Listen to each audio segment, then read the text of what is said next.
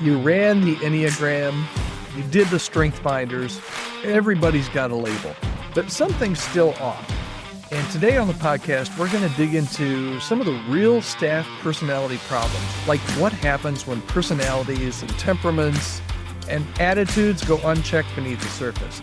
And we're going to uncover why assessments alone don't create healthy teams, and what leaders must do when personality clashes become culture killers.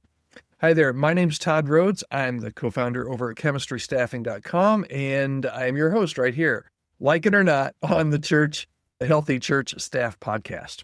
You've labeled everyone, a 7 on the Enneagram, a D on the DISC, the Woo from Strengths Finders, and yet something on your team is just not clicking. And actually, we see churches sometimes will actually not hire somebody based solely on a personality test. Maybe their Enneagram number is wrong, or their DISC is wrong, or they're not that Woo in the Strength Finder.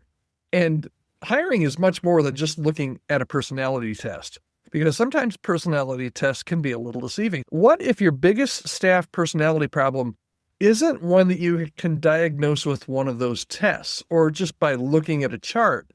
That's what we're looking at today. We're diving a little bit deeper into the clash between the surface and what people's personality profiles can tell you or can say, and how you can lead through it before it wrecks your team. All right, so there are some limits with personality tests. Here's my take. People either absolutely love and live and die by the personality test, and everybody has their favorite one, or they're somewhat skeptical, or they don't care for them. I am in that category. I'll be upfront and honest right away. Mostly because I don't like taking them. I don't like taking somebody poking my brain or something when I don't want to be poked. I don't know.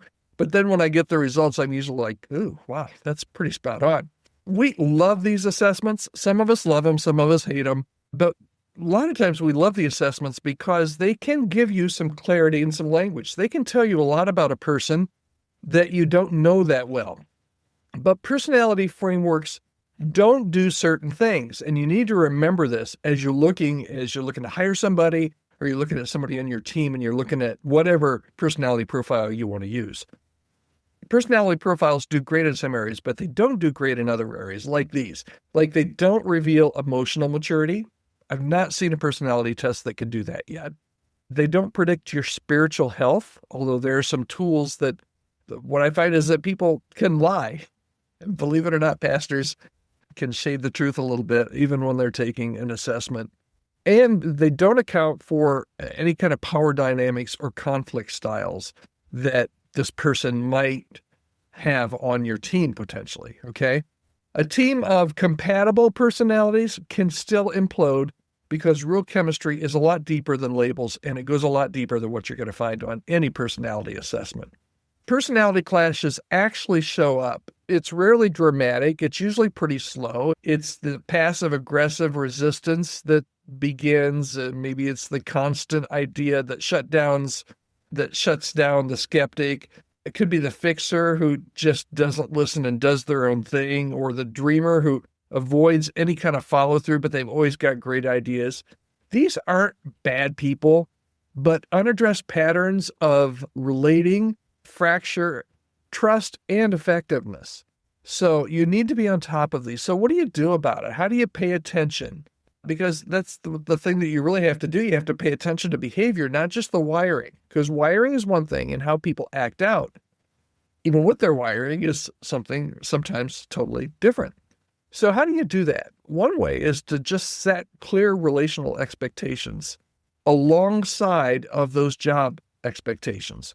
People can absolutely kill on their job description. They can hit it out of the park on their job description, but nobody on your team likes them, right? So you need to set some of those clear relational expectations, how people are going to relate to each other, alongside, superimpose them on top of those job description or those job expectations.